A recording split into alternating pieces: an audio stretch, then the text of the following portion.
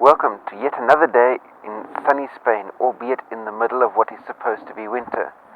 And without further ado, let's roll that intro so that we can get stuck into this week's edition of the Week in Triathlon.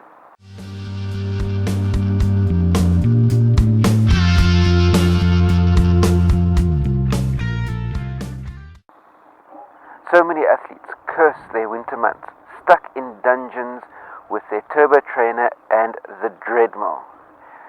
As you know, Switzerland is crispier than most countries at this time of year. That means that every single workout that the Angry Bird has completed since mid-December has been either on the turbo or on the treadmill. Although, from what we hear from Daniela, that's not entirely true. She has done one run during the course of January that she actually managed to get out of a dungeon and get out onto the roads because it had stopped snowing. The snow had compacted down nice and firmly, and the temperature was a toasty warm -4 Celsius, so she was able to get out and do one workout over the course of December, January that was outside rather than stuck in a dungeon. So as a result of being stuck in a dungeon and with these sub-zero temperatures, she flew out from a frozen Switzerland to a sweltering hot Dubai just 2 days before the 70.3 and absolutely blew the field away, putting her on track for yet another $1 million payday in 2006 for the Triple Crown. There are two pieces of news from the world of Ironman this week. First up is that Ironman has published their competition rules for 2016. But bear in mind that these new rules apply for all events that happen from the 1st of March onwards. So if you're racing an event during the course of the month of February, remember that the 2015 rules will be applying for the February event.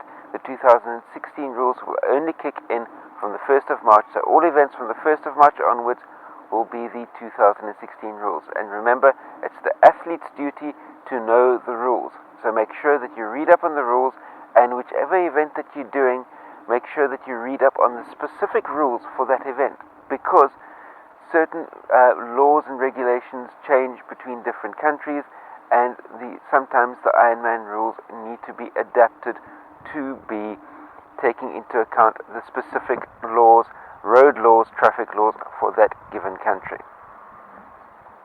The next piece of news was that last weekend was the Ironman 70.3 in Dubai, which is the first of the Triple Crown events for the 2016 year. Obviously, the second one is going to be Kona, and the third one is going to be Abu Dhabi, which will be following about a month after Kona. And the big piece of news there is that both Ironman Kona defending world champions for 2016 picked up the wins in Dubai, which means that you've got now have two athletes and two class athletes, both in line to be able to pick up the Triple Crown for 2016. But it's a long season, so we'll have to see how everything pans its way out. Still with Ironman, specific results from last weekend. Ironman 70.3 Dubai took place on Friday the 29th of February. The women's race was won by Daniela Ryf of Switzerland, while the men's race was won by Jan Frodeno of Germany. Ironman 70.3 Panama, that's in Panama City, took place on Sunday the 31st of January. The women's race was won by Sarah Huskins of the USA, while Lionel Sanders picked up the title for the men's race, and Lionel is from Canada. As far as this coming weekend is concerned, we have an Ironman 70.3, and that's taking place in Geelong, or is it Geelong? I'm not too sure about the pronunciation there. Maybe you can help me with the correct pronunciation in the comment section below. But we've got an Ironman 70.3 in Geelong, which is in Victoria, Australia, and that's taking place on Sunday, the 7th of February. Now we're on to news from the Challenge family. And Challenge has yet another two superb destination events for 2016. The first of these two is going to be taking place on the 23rd of July, which more or less ties in with the final day stage of the Tour de France. So you're going to have to make a decision about watching the final day of the Tour de France in Paris or making your way to this absolutely superb destination challenge family event, and that's going to be on Iceland. So which means, and especially taking into account that time of year, Iceland will be having 24 hours a day of daylight. So that's going to be a really interesting factor to be taking into account as far as your preparation for the half challenge Iceland 23rd of July. The second brand new event for the challenge family is going to be taking place in Jeju, Korea, and that's on the 25th of September. And that as well will also be a half distance challenge event. Then as far as results are concerned, last week Sunday there was the half challenge Melbourne, Australia. Half challenge Melbourne was a 100% Aussie affair, with Eddie Seahouse picking up the ladies' title and Todd Skipworth picking up the men's. On to this coming weekend, and there are no challenge family events whatsoever. Now for the world of Xterra. I have it on good authority that I'll be able to finally share some Xterra news with you next weekend. Not this weekend, next week's edition of the Week in Tri should have some Xterra news for you, simply because next weekend is when the Xterra World Tour kicks off. Everything has been in sleep mode up until now. Precious little, basically. The amount of news that I've seen coming out of Xterra is just about enough that you can write on the side of a match and still have space left over.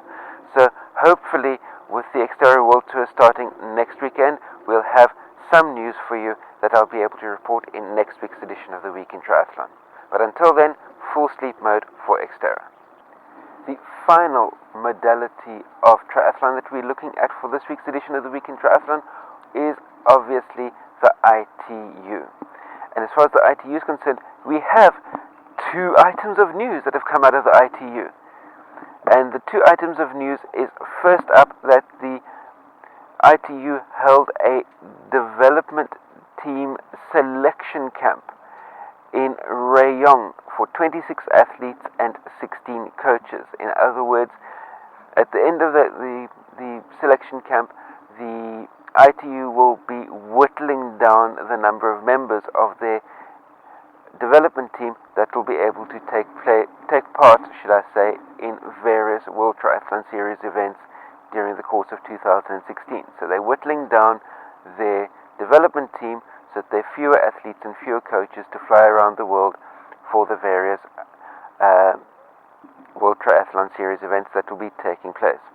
The second item of news, and excuse my broad smile and half smirk as far as this one's concerned, the second major item of news out of the ITU is that the ITU has held a congress.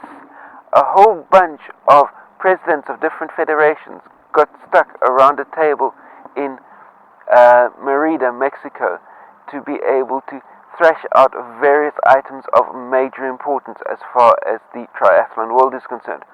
But wait for it, this Congress of the ITU was limited solely to the presidents of triathlon federations that come from Spanish-speaking countries only.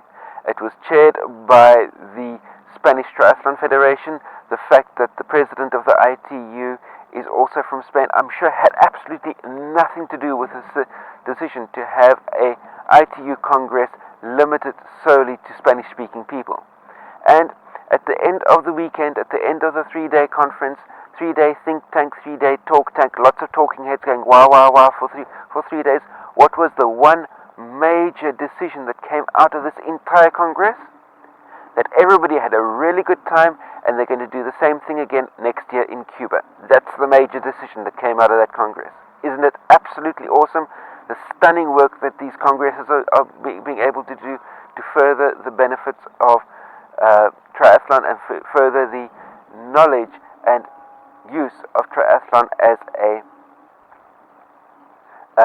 health and as a health tool to help athletes and people get healthier all over the world.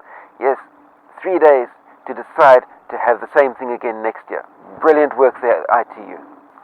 And while we're on the topic of the village of Merida in Mexico, it just so happened that Sunday the 31st of January, last week Sunday, there was an American Continental Cup that took place in Merida, Mexico, and Cecilia Perez Flores of Mexico picked up the ladies' win, and Irving Perez also of Mexico picked up the men's win.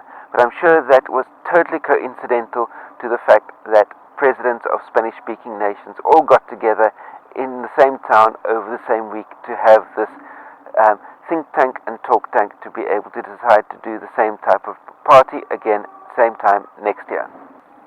That, my friends, brings us to the end of this week's edition of the Week in Triathlon. Remember to share this video out amongst all of your triathlon friends. Click the thumbs up button if you like this type of content, and also very importantly, there's a subscribe button down below.